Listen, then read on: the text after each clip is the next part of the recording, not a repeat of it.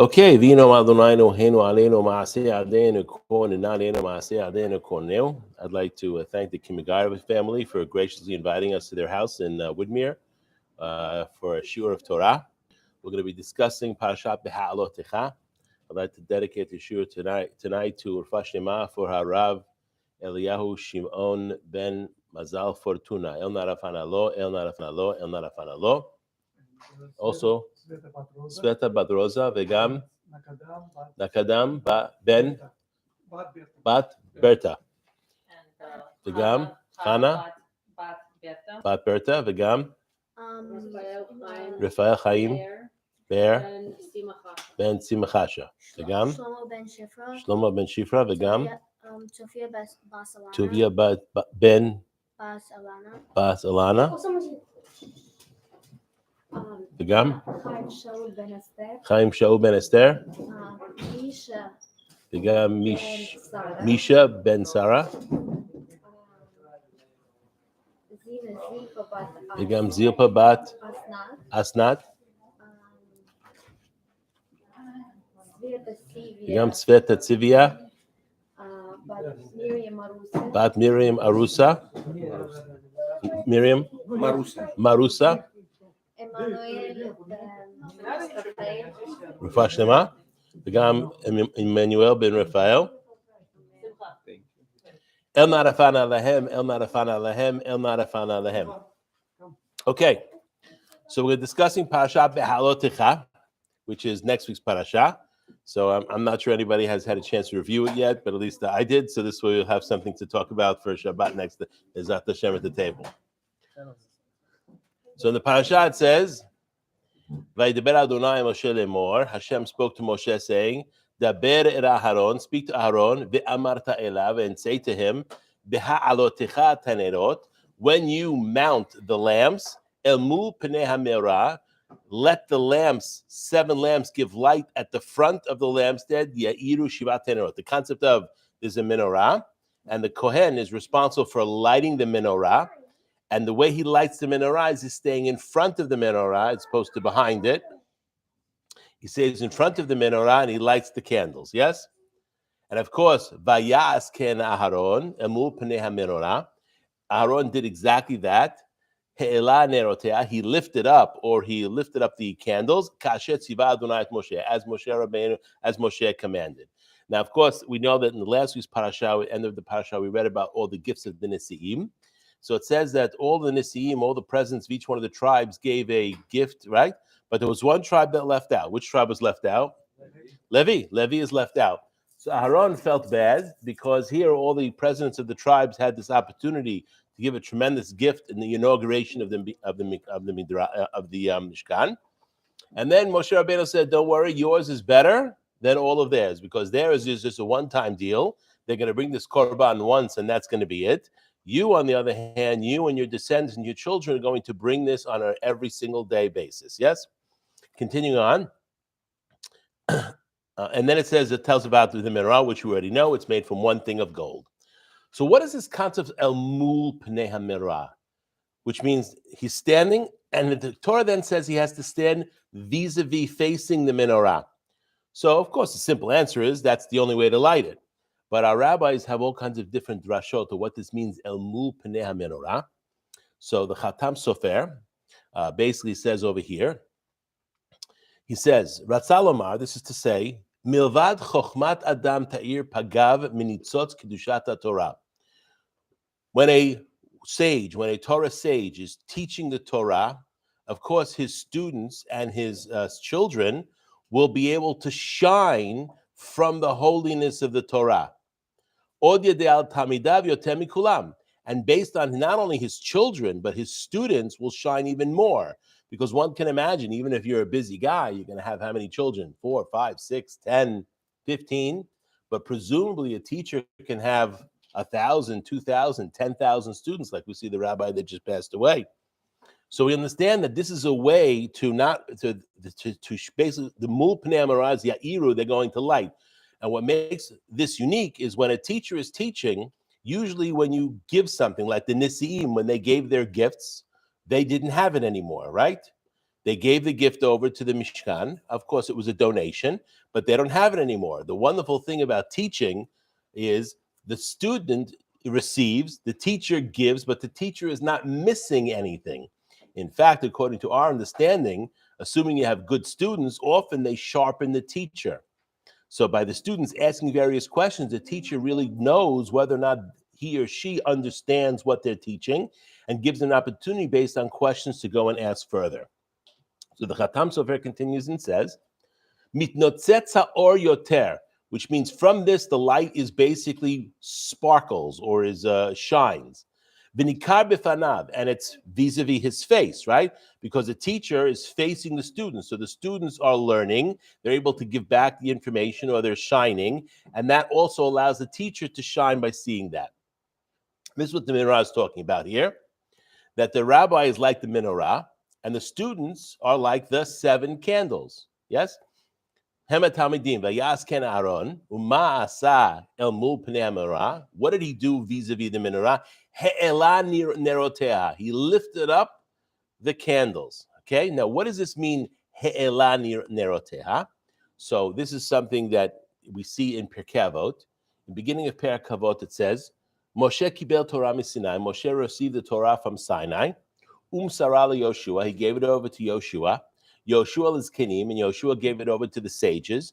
Kenim the Nevi'im, the Kenim gave it over to the prophets, and the prophets and the prophets gave it over to the men of the great assembly, 120 men. That was in the time of the building of the second temple. So we see the first part of Pirkei Avot is discussing the Mesorah, the transmission of the Torah from the time of Moshe Rabbeinu all the way until the time of the building of the second Bet HaMikdash. Why doesn't it go into more detail? Because all a person has to do is open up the Tanakh and see what was transmitted from one to another in the Tanakh. But don't forget, the closing of the Tanakh was in the building of the second Bet HaMikdash. There is no more books of the Tanakh that were added afterwards, and that's why Pirkei Avot picks up from Anshe Knesset HaGdolah to show us that the transmission from Sinai was from Moses to them, and from them all the way to the end of the Mishnah period. And then from the Mishnah period, we can trace it all the way back to now. So there's been no break in the transmission. I discussed this a little bit in my class I gave in Shavuot night. I said that unlike other religions, which cannot claim a national revelation, we can, but there's another factor. We have an unbroken transmission. Yes? The Christians can't make that claim, because the religion that Yamach Shemo, Jesus tried to teach, is very, very different than the religion that Paul became. Christianity is not the religion of Jesus. It's a religion of Paul. And Paul never met Jesus. So clearly there's a break. There was never an opportunity that Paul was able to learn directly from Jesus what the message are. Regarding Muhammad, that's even worse. He didn't write anything down. The earliest Quran, according to their opinion, is 30 years after the death of Muhammad in 650 with Uthman.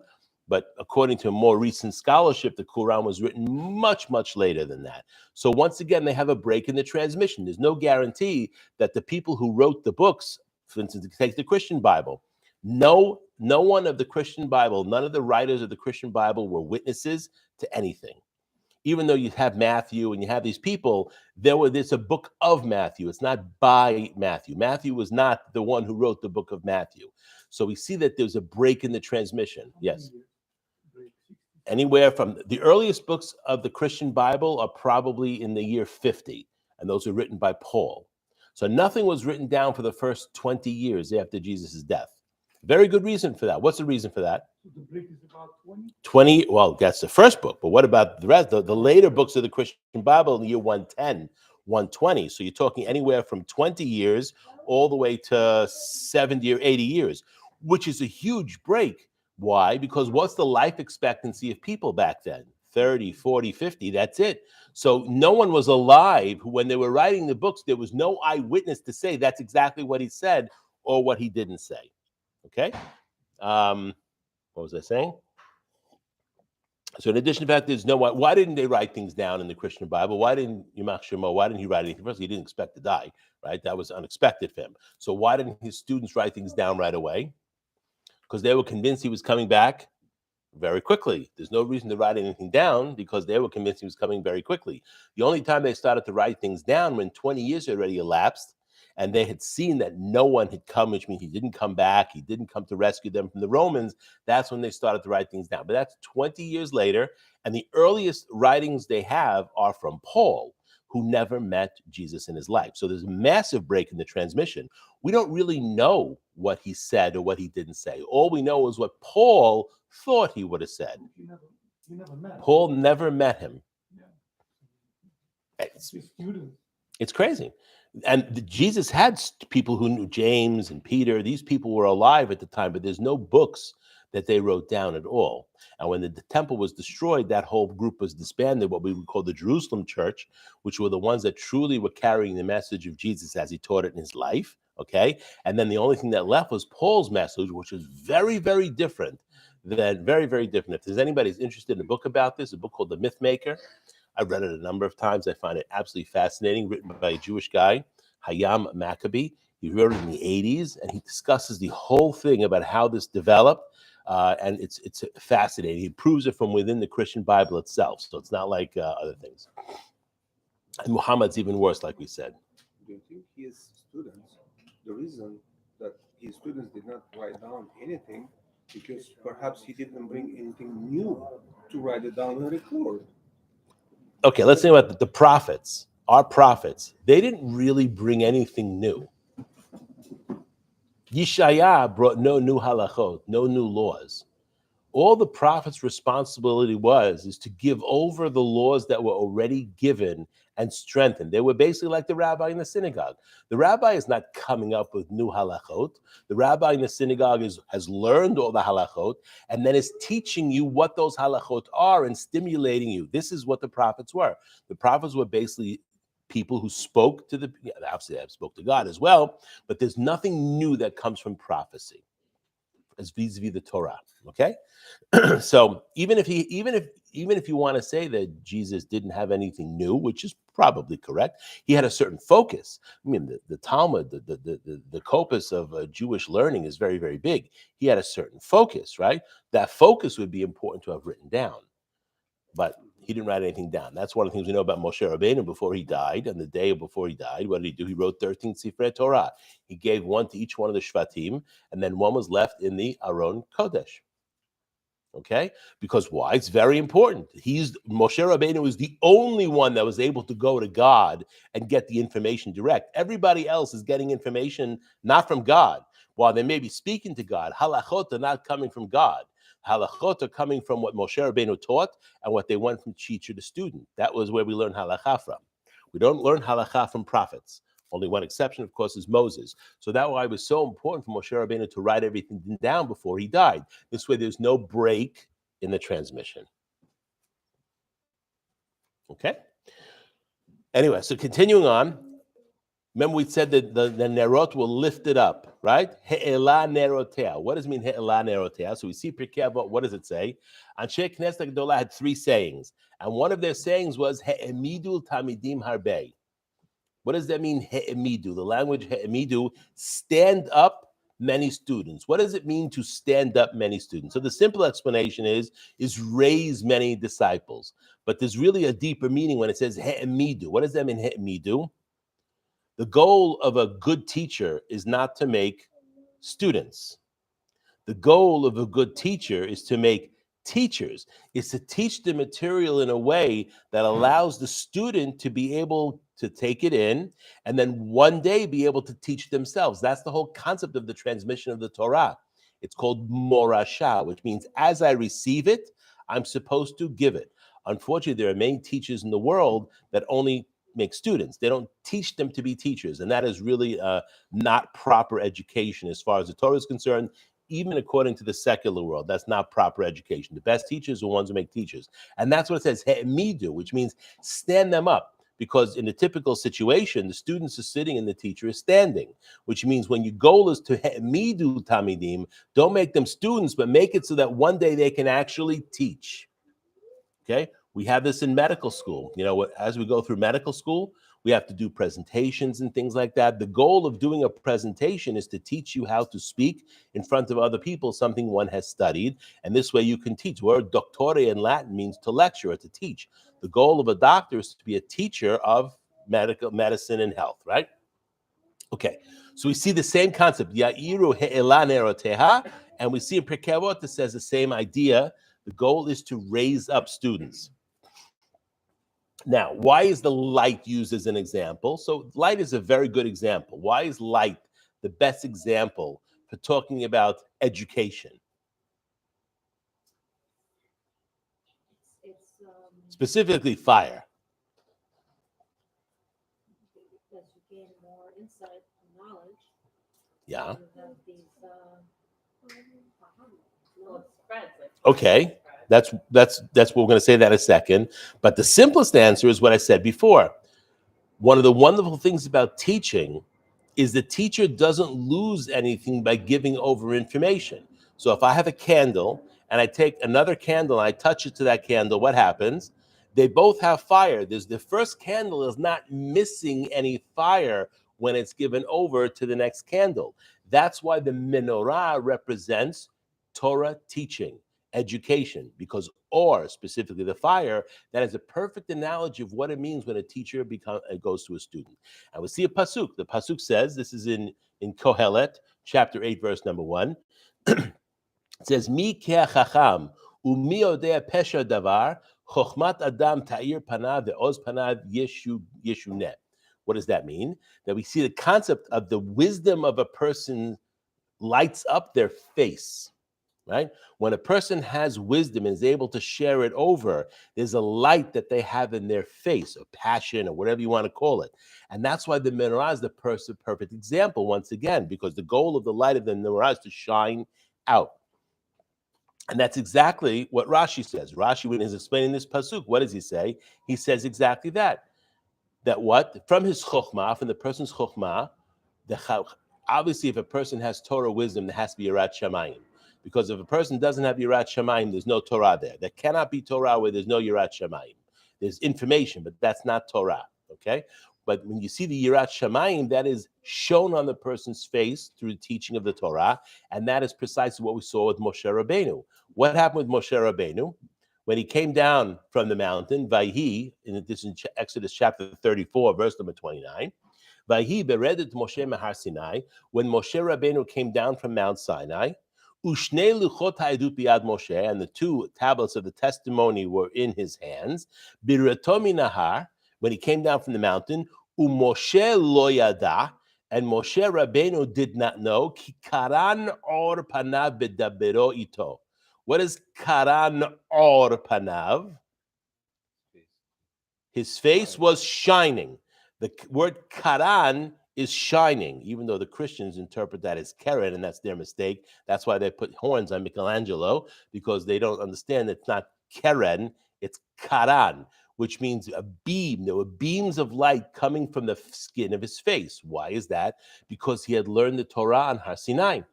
Vayar Aharon, it says Yaron saw the Chol Bnei Yisrael Moshe. They saw Moshe Rabbeinu when he came down from the mountain.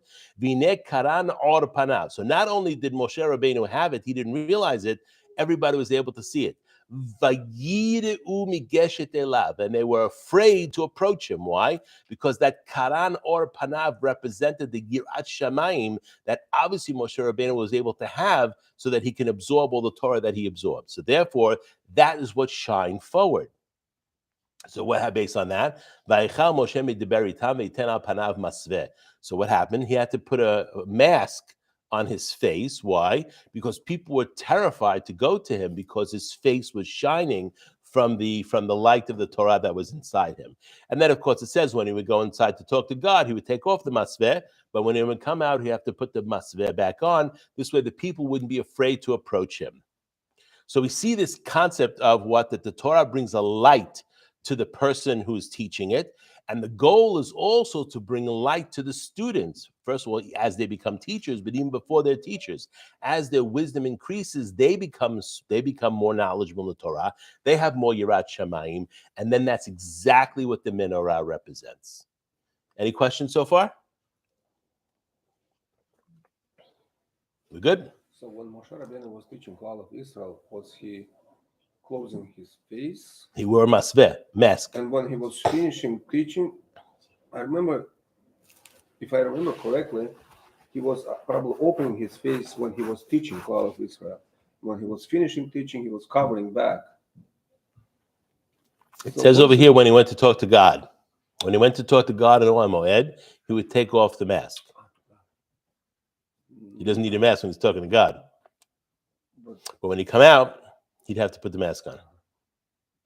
Nothing has to do with the call of For Israel all teaching. time after, like for all time? The Torah doesn't seem to suggest that he didn't wear it when he was exposing himself to Klal Yisrael, even though we don't see it. It's not mentioned anywhere else in the Torah. It's only mentioned in this in Shemot chapter 34. It's the only place it's mentioned. But I don't see why it wouldn't be that case. He certainly was not less knowledgeable in the Torah as his life went on. Right? Anyway, so I think this is basically the way he lived his life. And even though you don't see any pictures of Moses with a mask on his face, which is very interesting from an art point of view, you never see that, but it's clearly in the verses. Why did because the light was so bright? Because the people were terrified. They weren't ready to absorb or accept. Actually, the Talmud said, where did he get the light from? From when the Aleph is written small, I think when in the Torah it says Vayikra Moshe, that Hashem called to Moshe, and Moshe was so That was because of the shining of the Mishkan. When they built the Mishkan, there was such a kavod of Hashem that Moshe Rabbeinu was not able to come inside, and Hashem had to invite him inside. Unlike in Har Sinai, he was able to go up wherever he wanted to go.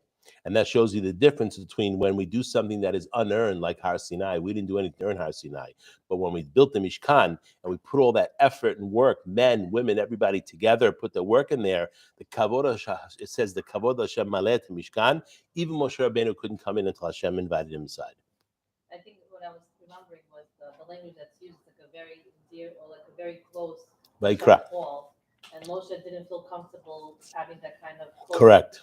So the Aleph, something was written small. The Aleph is small in Vayikra. So the leftover ink from writing it smaller is what got, I think, what Hashem put on Moshe, and that's what made him shine. Okay, the Talmud says something, an additional factor, that when all the Jewish people said Na'aseh v'nishma, it said they all received 2 crowns on their head. 600,000 angels came down and put 2 crowns on each Jew's head when they said Na'aseh v'nishma. When they said by Chet HaEgel, Ele Elohecha Yisrael, when they made Chet HaEgel, 1.2 million angels of destruction came down and removed the crowns from their heads. Okay? And where did those crowns go? They went to Moshe. That's what the Talmud says. So all the shining that would have been of all the crowns of Klal Yisrael were given over to Moshe Rabbeinu. Yeah. Okay, let's continue on. So also in Parashat Behalotecha, we have something very, very fascinating. We have a section of the Parashat where there's 2 nun that are upside down. We've discussed this before. The 2 Pisuchim are Vahi bin so Aaron vayom Moshe kuma Adonai vayafutzu oivecha v'yisum esanecha mipanecha. When the ark was set out, Moses would say, "Advance, O Hashem, may your enemies be scattered and may your foes flee before you." And then the next pasuk, Uvnu ho yoma shuva Adonai le'evot ha'fei Yisrael. And when the ark would be resting, which means they would stop traveling, he would say, "Return, O Hashem, you are Israel's myriads of thousands." So we see these 2 Pisuchim here are talking about traveling in the Midbar. Yes? And if you look in the Sefer, there is nun, upside down nun, before the first pasuk and the last pasuk, which is very unusual. You don't see this anywhere else in the Torah. So the Chachamim in Masechet Shabbat, in the Gemara Masechet Shabbat 116a, have a discussion about this, 115b to 116a. It says, Tanu Rabbanan, our rabbis taught, Vahi bin so Aaron vayom Moshe, right? Parashat zo asala hakadosh baruch hu simaniyot milamala mata. On this parasha, Hashem, when he gave Moshe Rabbeinu what to write in the Torah, he told you have to put 2 simanim, one before the pasuk, the first pasuk, and one after the second pasuk. Lomar, now what's the reason? Why did Hashem tell Moshe Rabbeinu that these 2 Pisuchim have to have siman? They have to have a special type of sign, which is an upside down nun. The answer, this is really not the proper place for these 2 Pisuchim. Where should these 2 Pisuchim be? If not here. Where in the Torah does it talk about how the Jewish people were going to travel in the desert? We read it 2 weeks ago in Parashat Bemidbar by the Degalim. What does it say by the Degalim? It talks about how each one of the tribes, how they would go, what was their order. The Aron would go first, who would go next, the next, right? That's what those two Pisuchim belong there. They belong in Parashat Bemidbar, but they're not there. They're in Parashat Behalotecha. So Hashem told Moshe Rabbeinu that these two Pisuchim, even though they should be in Bemidbar, are not going to be in Bemidbar. They're going to be over here. And you put two simanim, two upside down noons, to reflect the fact that this is not the right place. Rabbi Omer, Rabbi Yehuda Nasi said, Lo min Hashem huzeh ela mipnei shesefer chashuv mipnei atzmo. Rabbi Yehuda disagrees. He said, no, it's not because of anything other than that. It wants to tell you this is a sefer into itself. So we understand we call it a chumash. Why do we call it a chumash? Because it's from the word chamesh. Because we understand there are 5 books of the Torah. Bereshit, Shemot, Vayikra, Bemidbar, and Dvarim, right? But there are other opinions. Rabbi Yehuda Hanasi has a different opinion. He says there aren't 5 books of the Torah. There are 7. Where 7? These two Pisuchim are what we call Sefer Bifnei Atzmo. They are a book unto themselves. Bemidbar is divided into 3 different sections. Parashat Bemidbar, Parashat Naso, Parashat Behalotecha, up until we get to the first noon. The fourth sefer is these 2 Pisuchim. The 5th sefer is the 6th sefer is the rest of Bemidbar. And the last sefer, the 7th sefer, is Dvarim. So we see it different. He brings a pasuk to prove it. What's a pasuk? He brings a pasuk that says, Chatzva amudei shiv'ah, that her pillars were set in 7. So that's what Rabbi Yehuda Nasi bases on the fact that there are 7 Sifrei Torah. Okay, this is Rabbi Yehuda's opinion. Now let's come back and see, because they ask a question. Man Tana defliga le Rabbi. Who is the Tana that disagrees with Rabbi? Because it didn't say initially who the Tana that disagrees with Rabbi. So now it said Rabbi Shimon ben Gamliel. Rabban Shimon Gamliel disagreed with Rabbi Yehuda. He says what? No, it's not a sefer b'fnei atzmo. There's a reason why this happened. The Tanya, he taught in a Braita. Rabbi Shimon ben Gamliel Omer, Atida parasha zo shete'aker mikah v'tikateh b'kumah.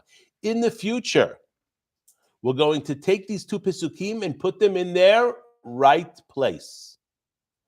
Right now, when we write Sefer Torah, it's the right place as far as Sefer Torah is concerned for nowadays. But in the future, presumably in the time of the Mashiach or in the time of Tchiat HaMetim, whenever in the future, these 2 Pisuchim are going to go into their correct place. And that's the reason why these simanim are there. So now, based on that, we have to ask ourselves a question. The Lama Ketavakan.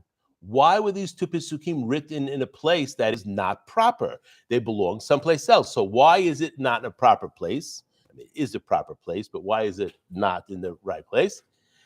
To make a difference between one misdeed of the Jewish people and another misdeed of the Jewish people. Okay? So now we have to look at these 2 Pisuchim and see what comes before and what comes after. And clearly there was a misdeed of the Jewish people before this pasuk, and there was a misdeed of the Jewish people after this pasuk. What Hashem did is he put these 2 Pisuchim there to make a break between the 2, so it doesn't look like the Jewish people are always misbehaving themselves. It doesn't look good when there's one bad deed after another. Translation of those 2 Pisuchim. It's had to do with the Aron. When the translation should be like 10, 20 words. I'll tell you right now. Just to have an idea. When the ark was set out, Moses would say, "Advance, O God, O you kivavke, may your enemies be scattered and may your foes flee before you." That's the first pasuk. The last pasuk, when it was halted, he would say, "Return, O you kivavke, you are Israel's myriads of thousands." What does this represent? Exactly, the Ashkenazim will sing. Right? We say it also a little different. We don't have the same.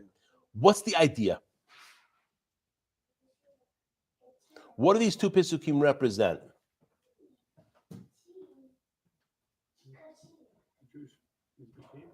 When the Jewish people would travel.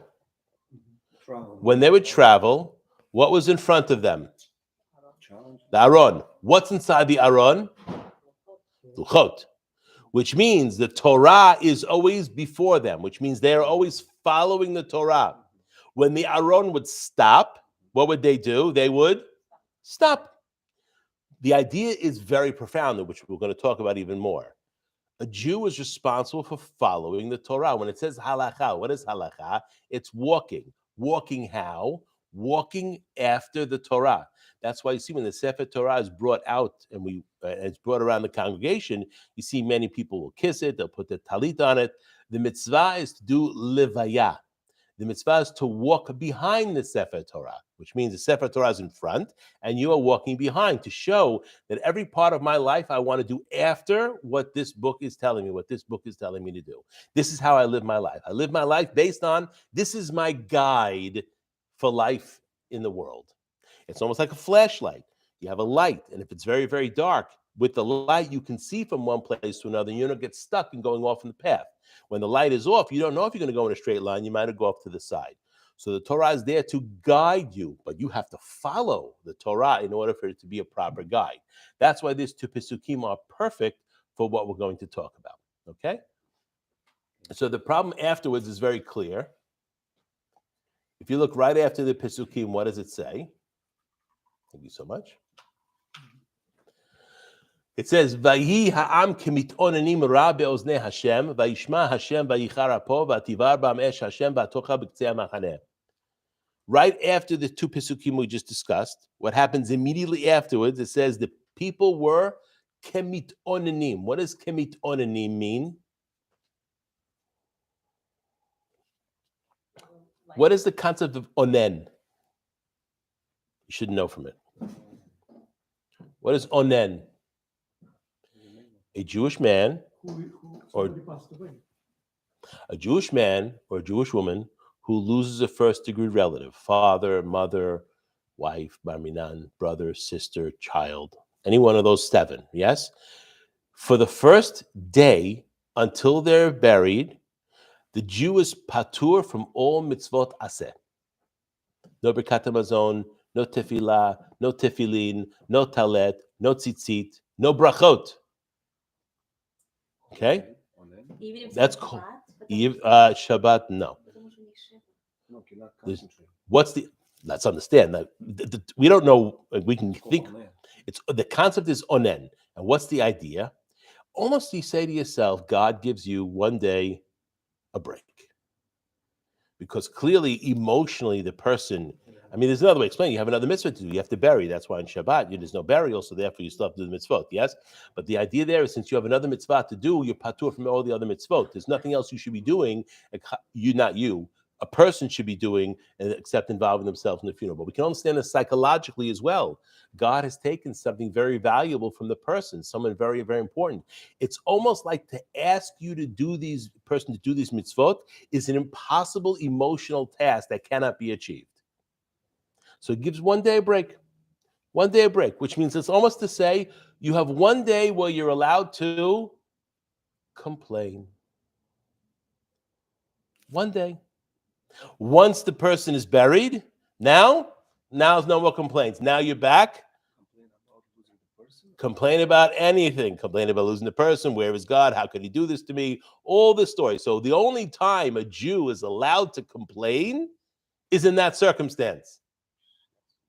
That's why the Torah uses the term kemitonanim. What is kemitonanim? The word in Hebrew for complain is hitlonen. But that's not the proper grammar here. It's kemitonanim, which means they complain bitterly like a person who just lost a first-degree relative. And that's called ra. So we see complaining is called ra, except on the circumstance where a person is lost. Oh, that's correct. Okay, and even the onen, the goal is not to complain with your mouth. The goal is to not do certain deeds. You can't do mitzvot. That gives you the freedom. That's your expression of the fact that I can't be there, right? But complaining is a problem. And we're going to read for the next couple of parashot, one after another is complaining. So we see this is the beginning, or we'll see it's not the beginning. What the true beginning is what happened before. This is what happened after these two Pisuchim. And of course, it says, Vayichar apo, Hashem became angry. Whenever there's charon af, there's always going to be something that happens. It's not just stam. Vativar bam esh Hashem, and a fire was started in the machaneh, vatocha b'ktzei machaneh, and basically ravaged the outskirts of the camp. So people died, based on fire. Why? Because they complained in a time that they shouldn't have complained. And Moshe Rabbeinu, of course, cried out to Hashem and prayed, and this fire stopped. And they called the place Tav'era, from the language of burning. And this is one of the places where in later on it says that we tested God, which means you have to understand, as a Jew, when we are complaining, not in a time when it's appropriate, that's testing God. And that's never a good thing to do. When you say complain, do you mean like complain at God, or just complain like, oh, this is just, I'm so tired, it's so difficult to do this. Like, you're not complaining about a mitzvah or towards God, like like you're upset at God for something. But it could be about something mundane. If a person has pain, you go to the doctor, you have a chief complaint. I'm not sure that means you shouldn't tell the doctor what's bothering a person when you go. But the complaint we're talking about is really complaining ra. So it's kemit onanim ra be'ozne Hashem, which means it has to be something that if Hashem is going to hear it, it's going to sound like a complaint against him. And he tolerates no problem at that moment when person is Onen. Onen is tolerated. No other time. Okay? You can make any complaint against him if you're not happy with something in your life. But technically, It could be person should not against him, be. anything then, right? We're going to see that's part of the emunah. Yeah. Part of the emunah of a Jew is not to complain. To recognize that everything that happens is from min hashamayim. Even though I can't understand it, and I don't have to understand it, just like a person loses a first-degree relative, there's no understanding of that. How do I understand that? I can't understand them. But who says we have to understand it? It's almost an arrogance to think that you can understand it. The goal is just to accept, okay? Obviously, if you could mitigate the circumstances and prayer or do whatever you have to do to change the circumstances, that you're allowed to do. The problem is complaining. And if you look at Bemidbar, that's all the trouble. That's what we have from this next number of parashot. It's all one after another. Shlach, next week after that is Bishlach, and then it's a Korah. It's one complaint after another. This is the trouble. And Bemidbar represents the Jewish people's existence throughout all of history. There are times we were really good. There's times we weren't so good. But the complaining was always the problem. Okay? So that's clearly the Puranut that happened after the two Pisuchim. Remember we said that Rabbi Yehuda Hanasi said, it's a Sefer B'fnei Atzmo, and the other rabbi said it was to make a distinction between two areas where the Jewish people misbehaved, right? So we understand the misbehavior that happened after. What about the misbehavior that happened before? There has to be something that they did beforehand that was a problem, that these two Pisuchim are there to separate between those two problems. And I'll read you the Pasuk, and it's very subtle. It says, "Vayis'u mehar Adonai derech shloshet yamim, va'aron brit Adonai nosea lifnehem derech shloshet yamim latur lahem minucha." I'll translate. They marched from the mountain of Yud-Kei Vav-Kei, a distance of 3 days. The Ark of the Covenant of Yud-Kei Vav-Kei traveled in front of them on that 3 days journey to seek out a resting place for them. The next pasuk, "Va'anan Adonai alehem yomam benosam min ha'machaneh." And Yud-Kei Vav-Kei's cloud kept above them by day as they moved from the camp. What's the problem? Okay, but they did move away from the mountain. I'm learning Torah. Let's understand. It's very subtle. What mountain were they at? What is the name of Har Sinai? Har Sinai has 3 names. One is called Sinai. One is called Har HaElohim, the mountain of Elohim, yes. And the other one is called Horev. Horev. Har Sinai is never called Har Yud-Kei Vav-Kei. The only mountain that is called Har Yud-Kei Vav-Kei is Har HaMoriah. And there's a very simple reason. Yud-Kei Vav-Kei represents God's superiority over time. And the holiness of Mount Moriah is throughout all of time. Avraham Avinu, when he's going to do the Akedah, what does it say? Vayarat hamakom merachok. What place was that? Har HaMoriah. When Yaakov was passing by and he realized he didn't rest over there, that was Har HaMoriah. So we understand that the place that's called the Makom in the Torah has always had that level of holiness. That's why it's called Har Yud-Kei Vav-Kei. Sinai, on the other hand, what happened? once the Jewish people left Sinai, the holiness was gone. So therefore, we never see anywhere in the Tanakh where Sinai is called Har Yud Kei Vav Kei. So here the rabbis learn what do they say? Vayisu me'har Hashem. Yes, they left the mountain, but what they did is they left Hashem.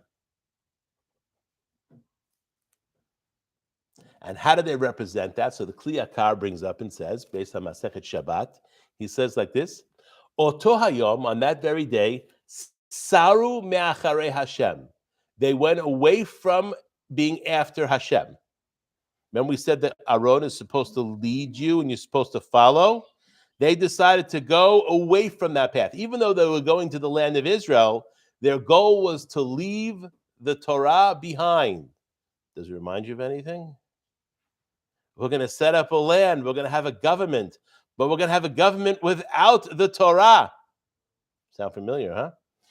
Even though today's the Salute to Israel Day parade, it is what it is, right? Some of the trouble that they have over there is because of this idea that they left the Torah when they established a state. They didn't establish a state based on the Torah. They established a state based on Turkish and British law, not according to the Torah, which is presumably why we have some of the trouble we've had over the past 70 some odd years. So continue on. What does the Kli Yakar say? They left from following Hashem. Ubarchu mehar Hashem, and they ran away from the mountain of God.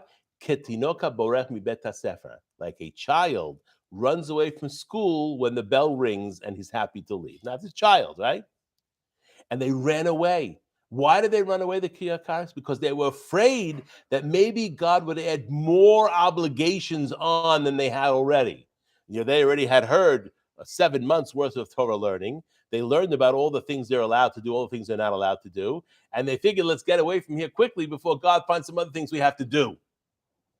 That's not exactly a very good position to be in. And that's exactly what the problem is here. So they left the mountain of God, which means they left Yud Kei Vav Kei. Wasn't the excitement to reach land of Israel? That would have been, yeah, but then it wouldn't have said what it said. It would have said, Vayisu mehar Sinai. Or they would say, Vayisu mehar ha'Elohim. Or it said, Vayisu mechorev. But because in their heart, it was, even though on the outside it might have looked, they're excited to go to the land of Israel, inside their heart, it's sort of like you see the same thing that sometimes when, you know, the rabbi gives the halacha class, of course, not the present company excluded, of course, there's some synagogues that when the rabbi gives a drasha, that's fine. Okay, but when he gives a halacha class, people don't like to go. In some places, they call that the no class. You're not allowed to do this, you're not allowed to do that, you're not allowed to do that. This is the same idea. The goal is to learn what the Torah asks of us to do so we can follow the halacha and do what we're asked to do, not to try to claim ignorance by not attending and not. And unfortunately, there's enough people, even people sometimes that are from, that really don't want to learn anymore what they have to do. Those are people that think they're doing enough. And unfortunately, that's not the case. So we see these two Pisuchim are there to show you why these two Pisuchim fit there, because the goal is to follow the Aaron. A Jew who wants to follow the Torah is not running away from Har Sinai. He's recognizing that I'm leaving Har Sinai, but the Aaron is still in front of me, and I'm still following the Torah, even though I've left Har Sinai. But that wasn't in their mindset. So we see there's a comparison. We talked about the comparison between the Torah and light. Kiner mitzvah b'Torah or b'derech chayim tochot musar. For the commandment, this is Pasuk in Mishlei, chapter 6, verse number 23. For the commandment is a lamp, the teaching is a light, and the way to life is the rebuke that disciplines, which means part of the mission of the Torah is to tell us what we need to do and how to behave. And, you know, as adults, sometimes we don't like to be told what to do. Yes? Even as children, we don't like to be told what to do, right? But the goal of a person studying the Torah is for the Torah to tell me what I need to do, so that I make my will, whatever my free will is, I make it Hashem's will. Whatever he wants me to do, this is what I'm going to do. And we see this in another place. We see this all the way back in Breshit. What does it say in Breshit? Vayar Elohim et ha'or ki tov, vayavdel Elohim ben ha'or ben ha'choshech. That God saw the light, that it was good. This, of course, on the first day. And he made a distinction between the or and the choshech. The concept of vayavdel. A distinction between or and between the choshech. Now, what's the issue here? We have to, Rashi says we have to explain this. What does this mean? What does this mean? He says, Agada, Ra'ahu she'eno kedai lishtamesh bo b'rashayim. He saw this light that he created. Hashem saw this light he created on the first day, and he recognized that this light would be not good thing for the Rishaim, for evil people to be accessing, because they could use it for negative purposes. And he specifically looked at Dor HaMabul and Dor HaPalaga, the two generations that were coming. One was the Mabul and one was the Palaga. So what did he do with this light? He hid the light. So he separated this light, he hid this light for the tzaddikim, for the righteous people, latid lavo. Meaning what? This light will be available to those who study Torah. That light is contained within the Torah. And so when a person studies it, and we talked before about when a person studies the Torah, they get a light inside, and when they teach the Torah, the students reflect that light. This is the or. It's called the or haganuz, the hidden light. When a person is truly absorbing Torah wisdom, that light comes out. It's shown out. Like we see with Moshe Rabbeinu, Karan or Panav. Means the light of the Torah that was inside of him was able to shine out for other people to see it. But the Rishaim shouldn't have this type of benefit, yes? And of course, the Gemara in Masechet Chagigah asks a question. What light was this? We just discussed this is a special type of light. It clearly wasn't the light of the sun. Why? The sun was created later. The sun was created on the fourth day. This is the first day, right? It says, Ve'or b'yom rishon ibareh, and there was light created on the first day. The Gemara asks a question. The Hakativ, but it's written. Vayten otam Elohim berkei hashamayim. He put the me'orot. What is the word me'orot? The luminaries. What are the luminaries? The sun and the moon. And he put it in the shamayim. He put it on the fourth day. So this light, what is he talking about? And we see Vayer vayvoke yom revi'i. So we see this what? Evening, there was morning, the fourth day. But was also Vayer vayvoke yom echad yom sheni yom shlishi. Yes? So we see that the light that's referring to here is before the concept of sun and moon, day and night. Yes? So then the Gemara continues on. It says, like Rabbi Eliezer said. I'm sorry, Rabbi Elazar. De'amar Rabbi Elazar, or shebara kadosh baruch hu b'yom rishon, the light that Hashem created on the first day. Adam tzofeh bo misof ha'olam v'ad sofo. A person can look into this light and see from one part of the world to another. Kevan shenistakel hakadosh baruch hu b'dor mabul dor palaga, but because Hashem looked and saw that there would be two generations, that of the Mabul and that of the Palaga, the dispersion. He saw that their deeds are inappropriate, are not right. And he hid them. And where did he hide them? He hid them in the Torah. That's not what the Gemara says, but it's clearly with Torah. So when a person studies the Torah, they get this light, this Or Ganuz that is from the first day of creation, that allows one to see from one end of the world to the other. And there's enough stories from rabbis. There was the story of the Baba Sali that I heard last week. I've heard it before. That there was a child that was kidnapped in London. Rabbi Sali had never been to London, and he told him exactly where the kid was, where there was hiding, that was exactly where he was. So there's an ability when the tzaddikim are having this light that they can see from one end of the world to the other, even a place they've never been before. They sense it somehow, and using that knowledge of sense, right? I mean, it's vision, sense, And it's not prophecy. Wi-Fi. It's like a community. It's not prophecy. It's really just and you also see sometimes when people have, for instance, Rabbi Pinto. I'm sure I heard Rabbi Pinto. For years, people have gone to him about their business questions. They would go to the rabbi because, again, when the person has that level of wisdom and that level of chokhmah, they're able to see truth in areas where they may not have any experience. They would ask at one point. They asked Rav Moshe Feinstein a certain question, and he gave them an answer. And then it was a question that had nothing to do with exactly about the Torah. It was something about like current events. And he said, so they asked him, how do you know that this is da Torah? How do you know this is what the Torah says? He said, the only thing I've studied in my life is the Torah. That's the only thing I know, so it can't be anything else. Okay, so understand there's a chokhmah that all of us can achieve, yes, depending on our efforts and work. But the great chachamim have an ability to see things that we cannot see by tapping into this concept of the Ora Ganuz. And the Gemara says it was hidden for the tzaddikim la'atid lavo, and it proves that the pasuk is referring to a tzaddik. That's what it says in Masechet Hagigah. So continuing on, it says in Tehillim chapter 112, Reshit Chochma Yirat Hashem Sechel Tov L'chol Osehem Tilato Omedet Lad. Reshit Chochma, the beginning of wisdom, is Yirat Hashem. We said before that there's no way a person has to start off with Yirat Hashem. Yes, you have to have a certain recognition of the existence of God. Yes, and that's internally. It takes work for a person to stamp it out of themselves. All the atheists, they worked at getting it out, but the natural state of affairs is people believe in God. Okay. Now, once you believe in God, what's the next thing you have to do? You have to recognize that God give me any instructions how I need to live my life. Yes, he did. I got to go study those. And as a person then studies the Torah, his Yirat Shamayim or her Yirat Shamayim increases, which means it's like a sandwich. You have Yirat Hashem, that gets the person to study Torah. When the person studies Torah, what happens? Their Yirat Shamayim goes up. And then when they have more Yirat Shamayim, they can learn more Torah. This is the cycle. Okay? But we see it's called Sechel Tov. What is the word Sechel? It's a good understanding or a good intelligence. The word Sechel in Hebrew means smarts or intelligence. But we have another word in Hebrew that's different. The word is Al Tirsha Harbe V'al Tisachal Lama Tamut B'lo Itecha. Don't overdo wickedness and don't be a fool, or you may die before your time.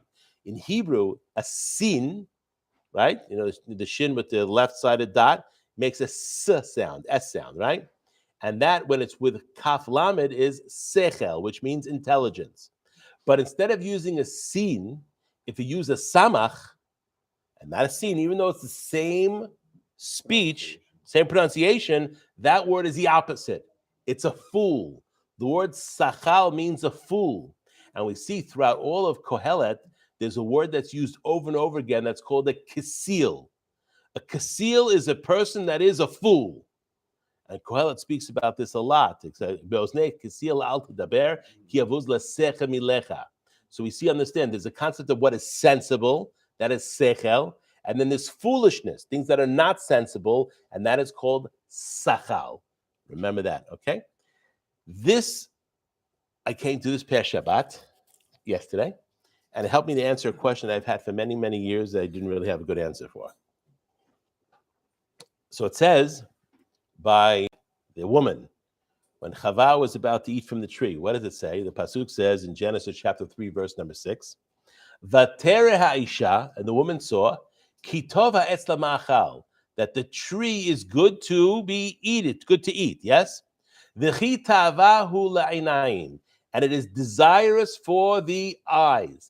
V'nechmad ha'etz laskil, and the tree is desirable as a source of intelligence. Word sechel. Vatikach mipiryo v'tochal, and she took from the fruit and she ate it. Vatiten gam leisha, and she gave it to the man that was with her. Ima v'yochal. Now here's the problem. How is this referring to lehaskil? The word lehaskil we just said is something that is sensible, something that is intelligence. How could it be that she looked at the tree of knowledge of good and evil and thought that was sensible? She thought that would give her intelligence. This is a problem I've had for a long time. Never really understood, what is this pasuk really talking about? And the many mefarshim, they give different answers. Many of them were just not satisfactory to me. Yeah, they all of a sudden realized they weren't wearing anything. So is that good or is that bad? It's different. It was It's a good or bad, that's the question. It's a desire to know. It was okay beforehand, curiosity. when they hadn't eaten from the tree, to be walking around naked. There's a certain innocence, right? After they ate from the tree, they realize they're naked. How does God's approach to that? When God comes looking for them, what does he say? Where are you? And what did they say? Adam answers and says, I'm hiding because I realize that I'm naked. And what does Hashem say? Who told you? It doesn't look like that's a positive.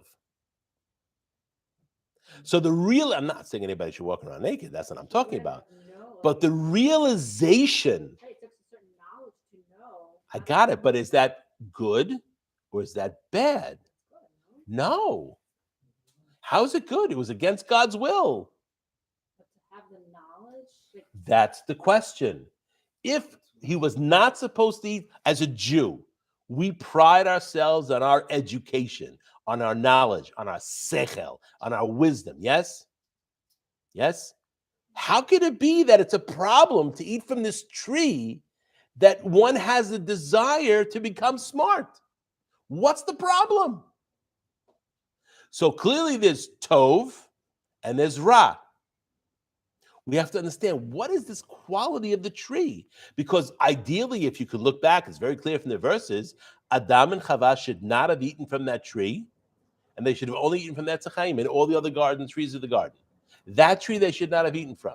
So this was not God's will. Why would God not want them to be intelligent? why is it bad? It's clearly bad. Because it's against Hashem. It's clearly bad. So now the question is, how is it bad, laskil? How is that bad? That's the question. And that's the question I had, and I just never really got a good answer until this past Shabbat. Oh, you got the answer? I wouldn't begin the class if I didn't have an answer. I don't choose give classes if I don't have an answer to it. Where'd you get the answer? You'll come. I'll tell you exactly how I got it, okay? It's a To desire, be right? intelligent requires a lot of knowledge. Desire is a key factor. Very good. We're going to get Desire to for the- we're going to get to that in a I second. read that answer. Oh, good. Ramban by any chance? Ibn Ezra? Okay. So the Ramban says like this: "V'nechmad ha'etz laskil." What does it mean? Nechmad. The word nechmad means desirous, right? It's desirous for the person to become intelligent.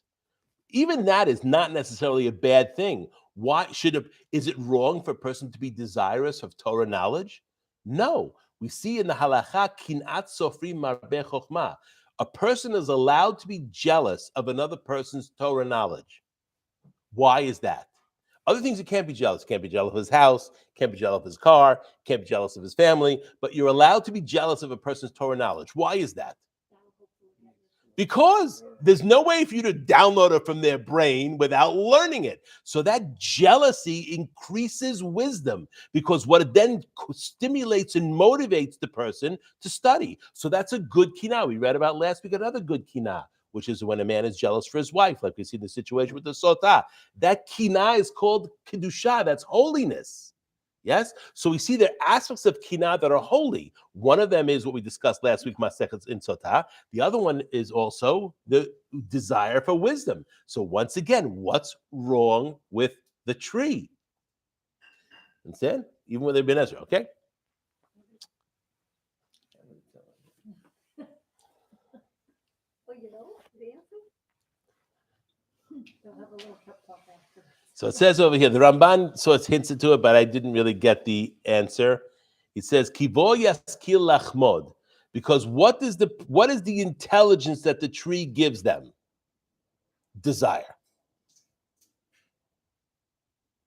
Which means what the tree gives is desire. But she had desire before she tried from the tree. Says who? She says. No. If it wasn't for the snake, no. Comes from snake. Correct. The snake was the one who stimulated her to do it, right? But we see the concept of the tree, according to what the Ramban is saying, is the desire. The tree gave them a desire. And now when you're talking about desire, that could be for something good, and that could be something bad. There's certain desire that is a good desire. There's certain desire that's a bad desire. So what this tree did is gave them desire. She saw that the tree was v'nechmad ha'etz laskil. Let's understand what this means. V'nechmad. The tree is, it says ta'avahu le. Everything about the tree was about desire. We see over here, it's good to eat. It's ta'ava la'inayim, which means what happened already when she's looking now, because she's already thinking about the tree, it's giving her the desire. Now when she eats it, it becomes internal. The snake represented that one that said, it's not so bad, it's okay. But now that stimulated her desire. Once she ate from the tree, now she has that. And of course, she gives it to her husband because she doesn't want him to get rid. She doesn't want to die and leave him with another woman. So therefore, she wrecks him too. Again, he's not in this party over here anyway. Okay. What? There was another woman. That wouldn't have been a good direction to go in. So we see from the Parashat and Palotecha, right after the incident that happened with the complaining, what's the next thing the Torah says? It's almost like a continuation of the complaining. So there's a complaining that happened. It doesn't really say what they complained about. And then there was a fire, people died, and Moshe Rabbeinu prayed and the fire stopped. Yes? But then it says in chapter 11, verse number 4 in Parashat Behalotecha, the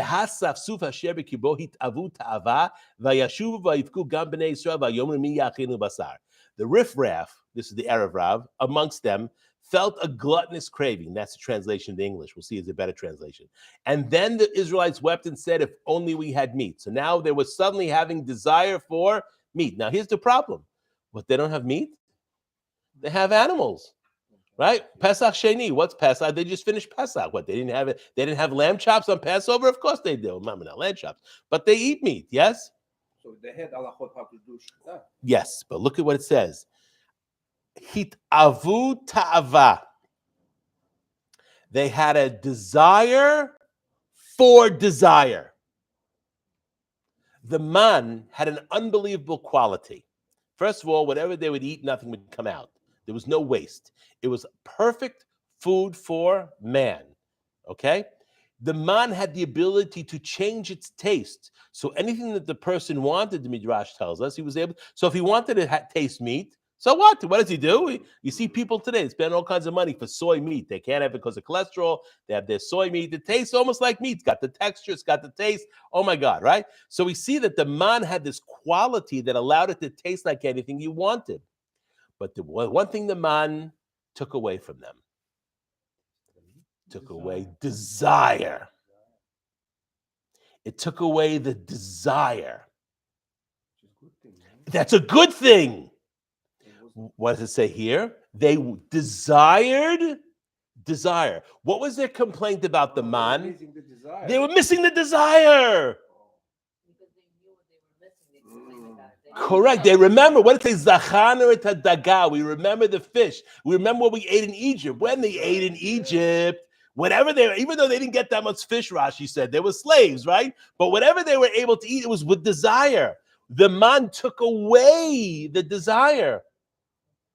So that's what it means. Avu ta'ava. They wanted the desire. Is appetite better with the desire? Yeah, but there's a problem. What's the limit? So see, the man gave them the quality that it took away their desire.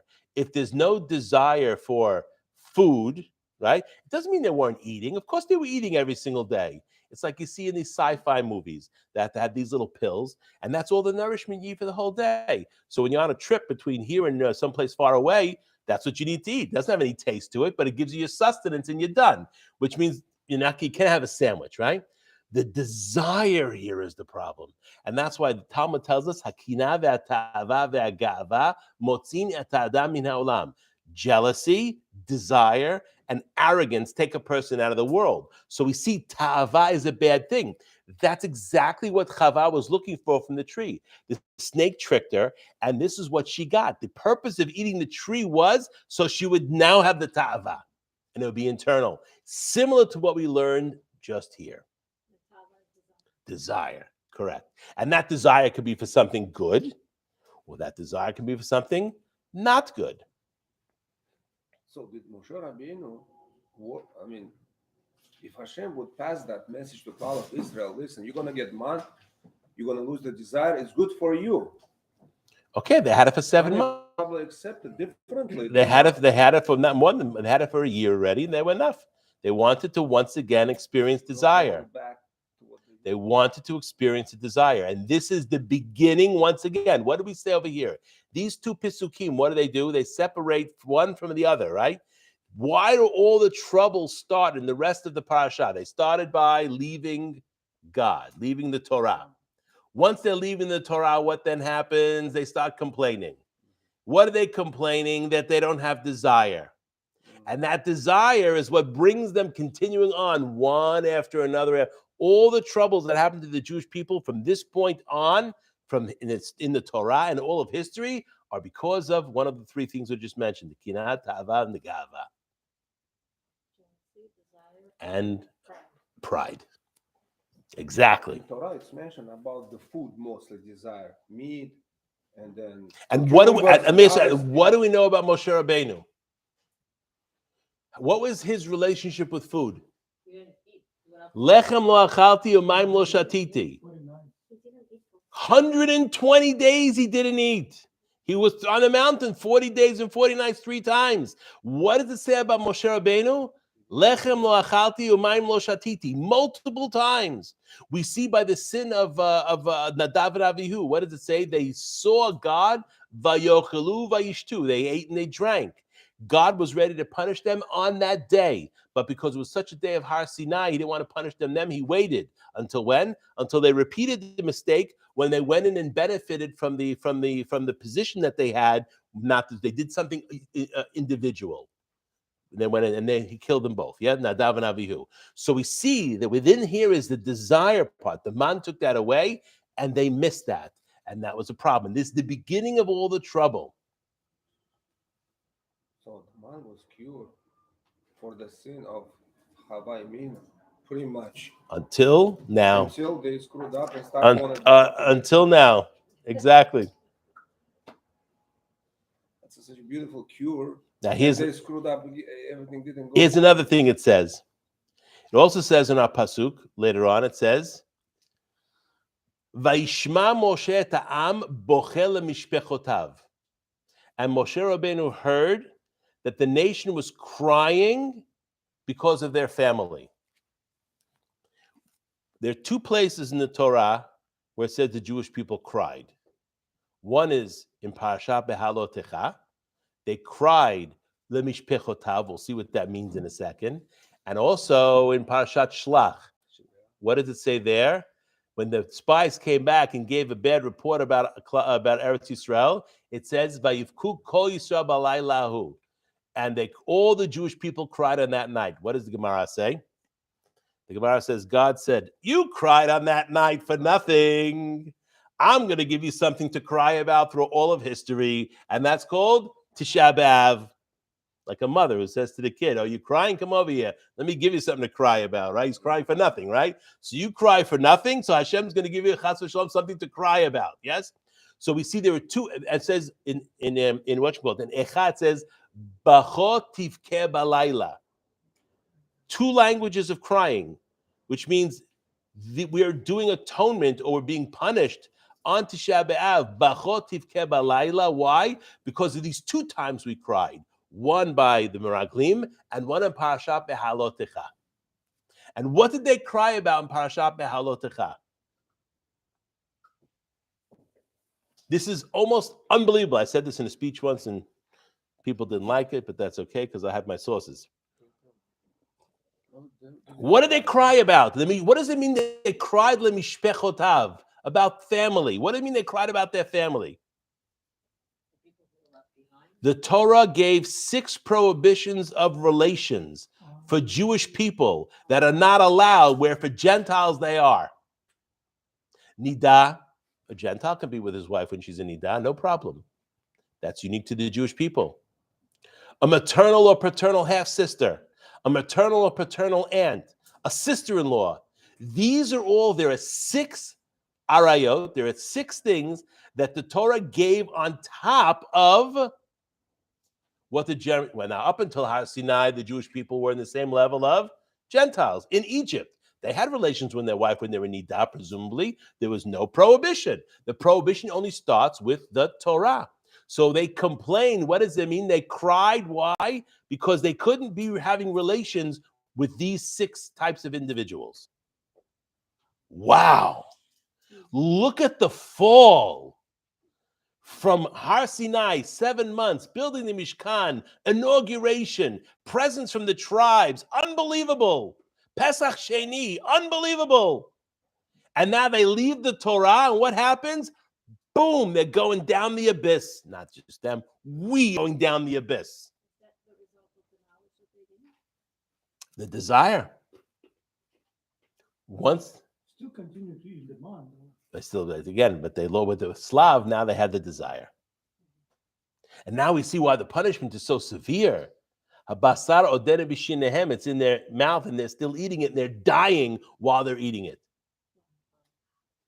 because it says a person dies, and half of their desires are not fulfilled, which means, So as they're desiring it, they're thinking what else they want, and they're dying.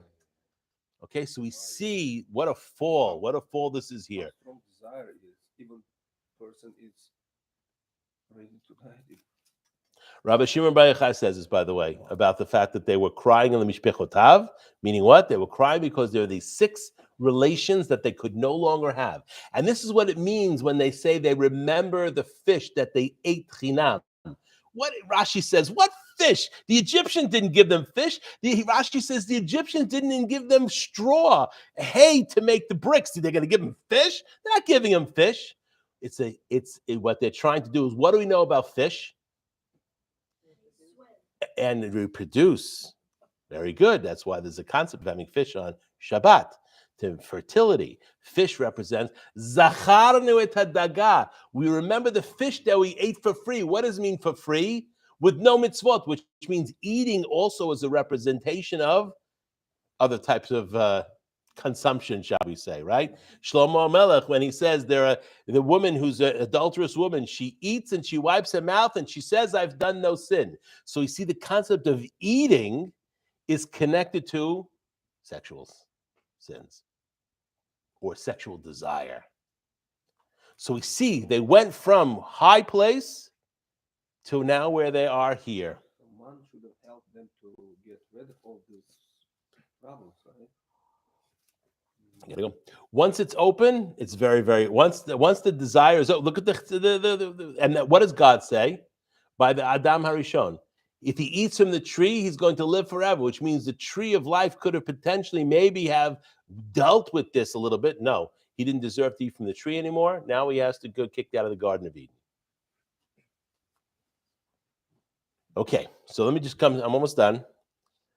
Let me come to the epiphany that I had on Shabbat. So I was reading a book. It's called Klach P'tei Chochmah. It's one of the books of the Ramchal, and there he discusses what the Jewish people in the exile, because the Midbar represents the exile, represents us throughout our whole history, our travels throughout our whole history. Okay, and he says like this: Hine Yisrael yardu bagalut. The Jewish people went down into the exile. Yesh lahem la'amod. Their job. Why are we going on to the exile? Is to stand up. Kol kach zman, for such a long time, to survive for such a long time. For what? Kol kach madergot sheyesh berah sholet alehem. Because their goal is to do what? To resist the temptation of the exile. And what is the temptation of the exile? There are 3 things.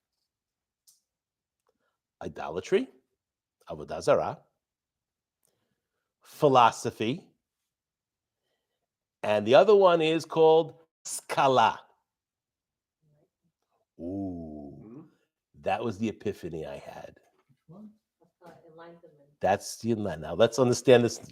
Come back. This is this for me. I was blown away. I was like in shock for an hour based on this. Resistant to temptation.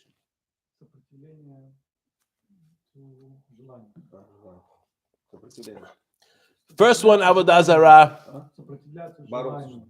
is very clear. What is avodah zarah? That is idolatry. The Yetzer Hara, the desire for avodah zarah in the time of the first temple was very, very strong, to the point where Rabbi Akiva at one point was making fun of Menashe, who was a king that he spent his entire life up until the very end in all the different types of idolatry. He was making fun of him that he was picking and saying he has no chelik olam haba. And Menashe came to Akiva in a dream and said, Akiva, if you were alive when I was alive, you would have been kissing the feet of the idol. because the desire for avodah zarah was so great. Nowadays, it's almost foolishness. What Jew worships avodah zarah? Okay, some people, Buddhists, all that kind of stuff, but Jews, this is something that is no longer part of but we don't, when we read the Tanakh and we see this one, avodah zarah here, we go to Shoftim, this one, it's almost unbelievable, but we don't appreciate the level of desire that was in place in the world for avodah zarah in the time of the first temple. So this is the first aspect of the journey in history, was for the Jewish people to resist avodah zarah. The rabbis solved it in a different way. What did they do? They took away the Yetzer Hara for avodah zarah, Anshe Knesset Gdolah, and then they lost prophecy. Okay, that's one. What's the second one he brings? The second one the Ramchal talks about is philosophy. Now, what do we mean by philosophy? When we say philosophy, what are we talking about? Like philosophizing for just No no end basis to of no the purpose, information. like thinking and contemplating things about life, but to no end. No base of the information. That's kind of So it says like this. This is the Gemara in Masechet Menachot. It says like this. Shal ben Dama ben Achoto shel Rabbi Yishmael. It's Rabbi Yishmael. Ben Dama, the son of Rabbi Yishmael's sister, asked Rabbi Yishmael a question. Kegon ani shelamati kol haTorah kula. Let's say, for argument's sake, that I learned the entire Torah. Yes, I studied the entire Torah. Mahu lilmod chochmat Yevanit. What is the issue for studying Greek philosophy? The Greeks were known they were probably the first ones involved in philosophy, yes? Kara alav hamikra. So Rabbi Yishmael answered, I'm going to give you a pasuk. Lo yamush sefer haTorah hazeh mipicha. Let the sefer Torah not leave your mouth at all. Ve'agita bo yamam v'layla. And you should talk about the Torah day and night. Meaning, tse uvdok, go and check. Sha'a she'ena lo min hayom ve'lo min halayla. Find a time that is not day and that is not night. Ve'lamod ba'chochmat Yevanit. And that's when you can study Greek philosophy, which basically means never. Now, what's the problem with Greek philosophy? A lot of it was discussing things about the nature of God. A lot of Greek philosophy was talking about is a different God, whether God existed always or whether he was created. This is what is meant by Greek philosophy. I'm not talking about, the philosophy nonsense you learn in college. I'm talking about the authentic Greek philosophy. And the Torah's position on this is you should not be studying this. Even a person that has filled himself learning Torah. They even asked a question about the Rambam, because the Rambam studied Greek philosophy. He wrote Moreh Nevuchim. He says he wrote it to answer them. But nevertheless, there are people who ask questions on the Rambam. How did he have the right to do that? So we see philosophy is about studying foreign ideas about the nature of God. There is one place a Jew is supposed to look to understand the nature of God, and that is the Torah. No other place. And that's why it says you can't study Greek philosophy unless you can find the time that's day and that's not night. Now let's go to the last one, which is the most interesting one, which will put everything together. When I learned in yeshiva many, many years ago, haskala, the translation was enlightenment, like you said. Yes? Let's look at the word haskala. Hey, sin, kaf, lamed, hey.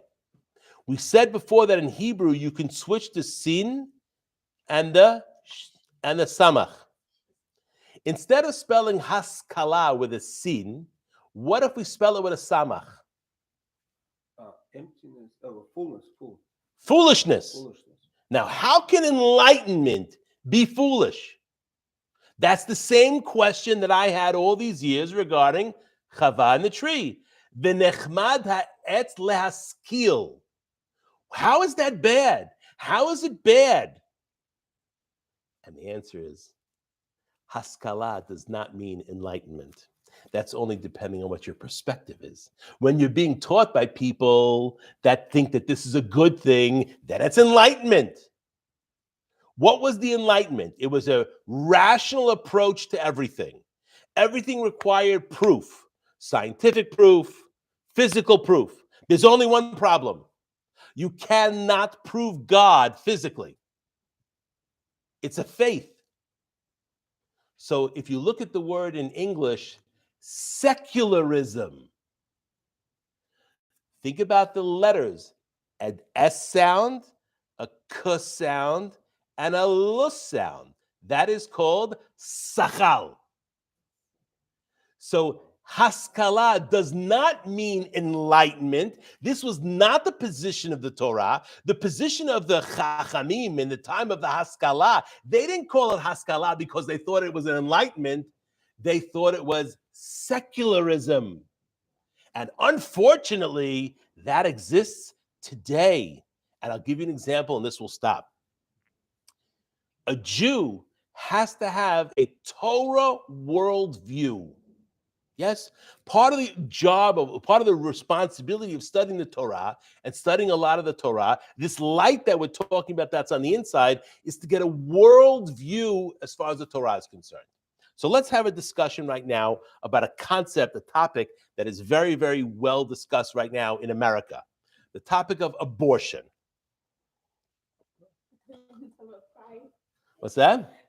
No. Let's talk about abortion. We could talk about that too. Okay, maybe we'll save that for a second. Let's talk about abortion for 1 second. What is the secular position, the Haskalah opinion regarding abortion? What? A woman has choice. It's her body. It's a part of her body. Okay? And technically, the way they're learning it now, not like they did 20 years ago, where when the baby is able to survive on its own at 24 weeks, that's no longer the woman had the opportunity to do because that has an independent survival. Yes? But that's been thrown away nowadays because women have rights. It's their body. Yes? Okay? And therefore, they can do an abortion in the 3rd trimester. They can do an abortion up until birth. Why? Because it's her body. That is the secular view, because a woman has a right to her body. Yes? What's the Torah's view? That's clearly not the Torah's view. And I'll show you what the Torah's view is. And here where it becomes important, and I've had this discussion with frum Jews, by the way. A Gentile will come and ask you your opinion regarding abortion. If you are a frum Jew with secular ideas, you will say, listen, it's not my business to tell the Gentiles what to do. The Torah tells me what to do, but the Torah is, so the Gentiles can do what they want. But that's not a Torah worldview. The Torah worldview is like this. There's a pasuk. Shofech dam ha'adam ba'adam damo yishafech. Where do we learn murder from? We learn it from Breshit. What does it say in Breshit? One of the 7 laws of Noah is what? The one who spills the blood of man in a man, his blood will be spilled. The Gemara asks a question. What is an example of blood within a man? Blood, shovech dam ha'adam ba'adam, the blood of a man in a man. What does that mean? It should say shofech dam adam, damo yishafech. Dam ha'adam ba'adam is the pasuk. What's that extra adam? The Gemara answers, from here we learn that a ben Noach is killed for just destroying an embryo. Now, as far as a Jew is concerned, what's the halacha for a Jew? We have another example in the Torah. It says a man who hits a woman and she's pregnant and she has a miscarriage. What's the halacha? He pays.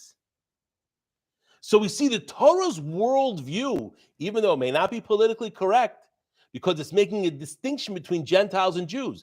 All the 7 laws, by the way, a Jew who steals, what does he have to do? Pay back. And if he gets caught, he has to pay back double. A Gentile who steals, all the shoplifting going on right now, a Gentile who steals, what is the punishment? Death. All of the 7 laws of Noah are punished by death. There is nothing else. They only got 7. That's why it's strict for them. Ever minachai. A Jew takes a limb off of an animal without doing shechita and eats it. That's a lo ta'aseh. In the time of the Torah, he gets 39 lashes. A Gentile does the same thing. What's the punishment? Death. So the Torah's worldview is very simple. A Gentile is not allowed to have an abortion. In fact, again, I'm not going to posek the halakha on this. We'll have to ask a posek on this one. But the concept of a rodef only exists for a Jew. So a mother that's in danger, you're allowed to take the baby, correct? Why? Because it's a rodef. I'm not sure that concept applies to Gentiles. I'm not going to be posek that. That will leave for the great rabbis to determine. But we have to learn a Torah worldview. When we allow the secular worldview and then we ask the question, and we give a secular view, that's not us surviving in the exile. One of the things we have to resist, in addition to idol worship, in addition to bad ideas about the nature of God, whether they come from Christianity, whether they come from Islam, whether they come from Dawkins, whoever it is, Greek philosophy or secularism, that is called haskala. And as far as the Torah is concerned, that's not intelligence. That is foolishness. And that's precisely what it means. V'nechmad ha'etz la'askil. What was the problem with Etz Hadat? Secularism. So when a Jew is taking a secular worldview, they're not eating from the tree of life. They're eating from the tree of knowledge of good and evil. What's the example you brought up to talk about? Homosexuality. The Torah is very, very clear. There is no difference. Remember we talked about there were 6 prohibitions that the Jew has up and above and beyond the Gentile, but all the other ones is the same for Jew and Gentile. There's no difference. Just like a Jew is forbidden to engage in homosexual behavior, for a man, that's for sure from the Torah, clear, okay? Woman, it's not allowed as well, but it's not exactly, it's rabbinic, or there's other opinions on that. Some say it's from the Torah, but it's learned out, but it's not the same. It's not skila. It's a very severe punishment. A man who engages in homosexual behavior, as far as the Torah is concerned, is worthy of stoning. Now, I'm not saying anybody should be stoned. This is a time that we don't have bet din, all that kind of stuff. But the Torah's worldview doesn't change because we don't have a bet din in Yerushalayim that allows a court of 23 to execute a person. Just like Shabbat. What's the punishment for Shabbat? A person mehalel Shabbat. Mehalaleha mot yumat. It doesn't change because we don't have a court to execute the person. The Torah's worldview is the same. So, and Gentiles, they're also not allowed to engage in homosexual behavior. In fact, the Midrash says that what was the reason why? Remember we said that God, he held back the light. Why did he hold back the light? Because the sin of the generation of the flood and of the dispersion. What was the sin of the generation of the flood? Not just homosexuality, it's worse. The Midrash says, that's what Rashi says. Rashi says Hamas is robbery, thievery. So we see what's going on now with all the shoplifting stuff. That's what God destroyed the world with the first time. So if you see a rainbow nowadays in San Francisco or in New York City and Chicago, that's not a good sign. It's especially not a good sign now, okay?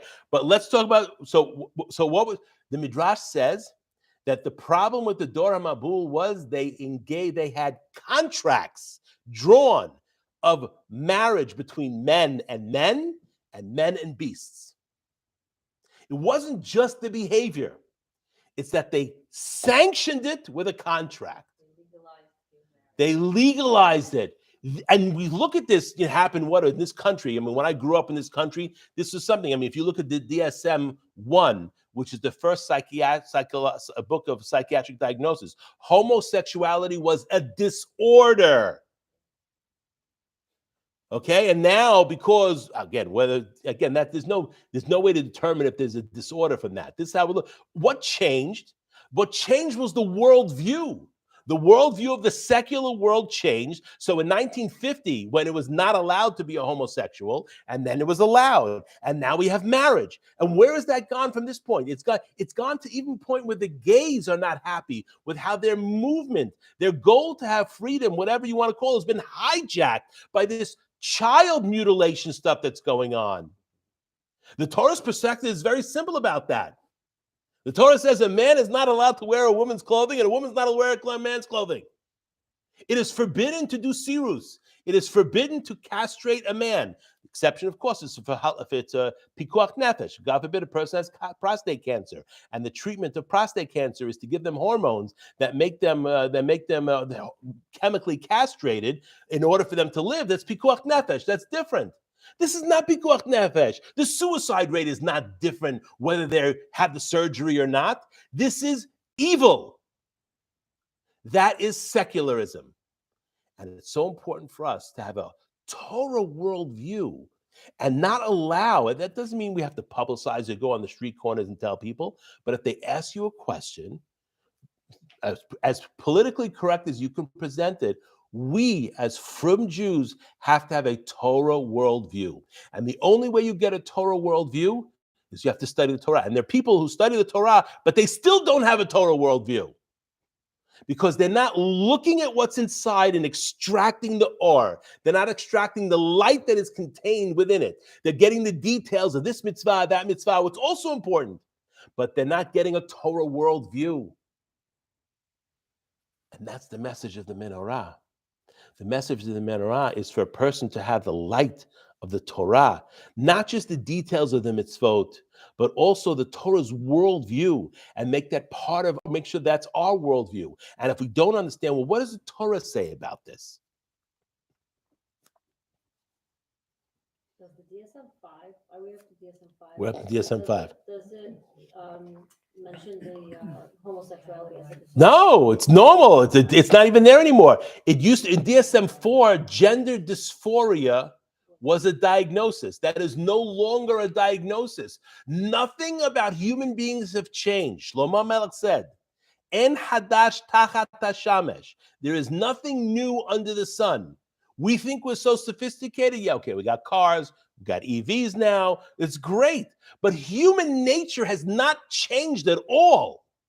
It's the same thing on. That's why when we study and we read what the Torah says every parashat, and we see what our people and where their successes and where their failures are, this is a life lesson for all of us every single week, and for the world. This is human nature, and we have to avoid allowing secular haskalah, foolishness, bisachal. We have to avoid allowing secular worldviews to come into us and allow it to infect what the Torah says. And what the Torah says is the Torah worldview. And that's what a frum Jew is supposed to have. It's not just a matter of just being Shomer Shabbat and eating kosher and sending kids to yeshiva. That's all important. But to have a Torah worldview. Where did you say you found the explanation? Where did you find the Haskalah concept? This book that I have in Hebrew used the word Haskalah. So it just happened to look at how it was translated into English. And for the first time in my life, I saw that the translation into English was secularism. And then I started saying to myself, holy moly. And then I remembered the word sachal. I said it's the same shoresh in English. I'm like, oh my gosh. It was like 7 o'clock in the morning Shabbat. It was an epiphany. It was amazing. And everything just fit in, especially with the Hadat and the Parashat. Unbelievable.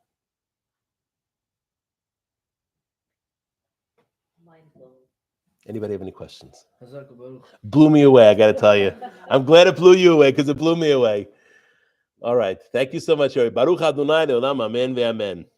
I was in a library today in the children's section. It was all